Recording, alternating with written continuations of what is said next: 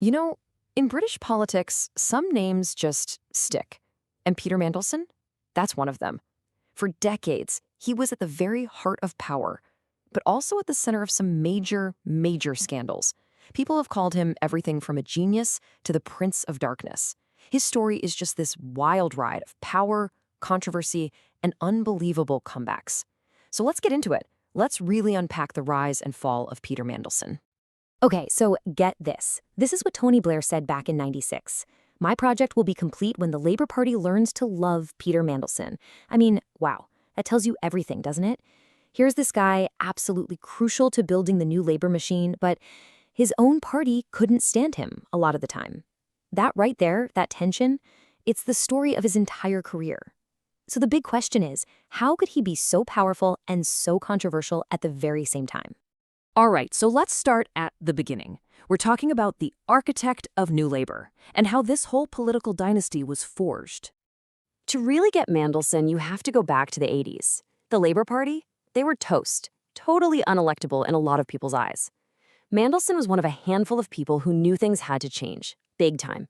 And he wasn't just along for the ride. He was literally one of the main architects. And his superpower? It was communications. He was one of the first guys in the UK to really get the label spin doctor. He just got that politics wasn't just about what you did. It was about how you sold it, the story you told. And he was so good at it, so effective and kind of feared that he got that famous nickname that stuck with him forever, the Prince of Darkness. And this is how he did it. Look at this blueprint. He becomes director of communications and basically professionalizes the whole operation. He masterminded this broadcast called Kinnick the Movie in '87. Which sounds a bit cheesy now, but back then, it was revolutionary. It made the leader look so much better. All this groundwork leads right up to 1997, where he's a key strategist for that massive landslide victory. And just like that, he's one of Tony Blair's most trusted guys. So he's at the top of his game, but this is where the story takes a turn, because for all his skill, a pattern of controversy starts to emerge, a really damaging one. Yeah, it all started with this number. £373,000. That was the size of a secret, interest-free loan he got from another cabinet minister to buy a fancy house. Now, here's the kicker. Mandelson's own department was investigating that very same colleague's business. You just can't do that. It was a huge conflict of interest. So here's the pattern laid out. Resignation number 1 in 1998 is because of that home loan scandal. He's out.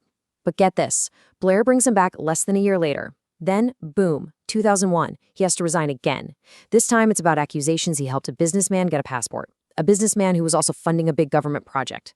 Now, he was actually cleared of that in the end, but it didn't matter. The damage was done. Twice out of the cabinet in just 3 years. That's not a good look. But if you thought that was the end of Peter Mandelson, you'd be wrong. He doesn't just fade away. He goes back to his constituency, Hartlepool, runs for re-election, and wins. And he gets up there and says this: I am a fighter and not a quitter. I mean, that's him basically telling the world, you are not getting rid of me that easily. And you know what? He wasn't kidding. And that brings us to his next chapter, the comeback king, from Brussels all the way to the House of Lords. Seriously, just look how fast this happens. Most politicians would be done for. But in 2004, he heads off to Brussels and becomes this top European trade commissioner, building a whole new reputation. Then, out of nowhere, in 2008, he's pulled back into the UK cabinet. Not as an elected MP, no, they make him a lord. And by 2009, he's basically the deputy prime minister. It's an absolutely stunning comeback.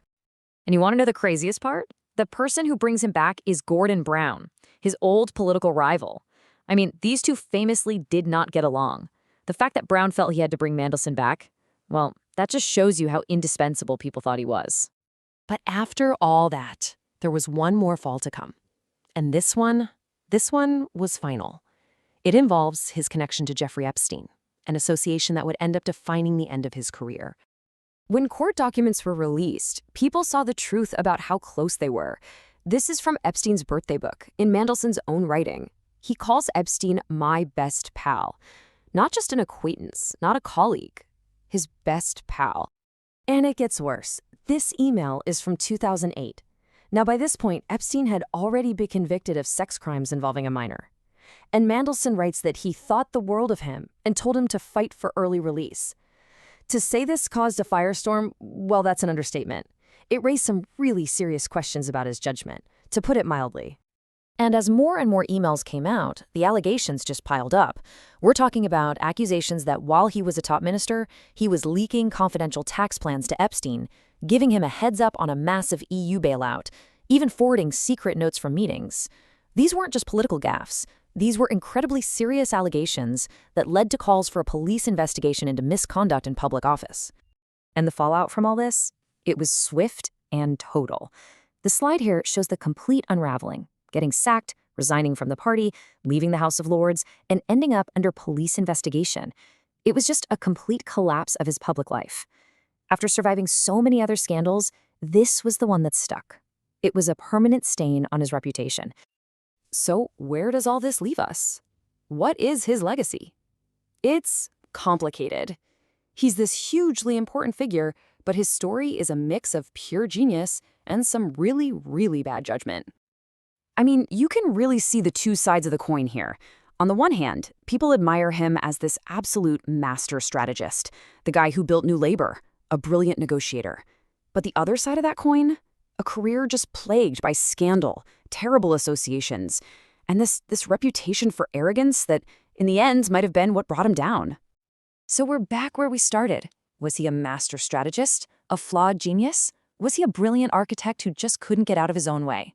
Ultimately, you have to decide. What is the real legacy of the man they called the Prince of Darkness?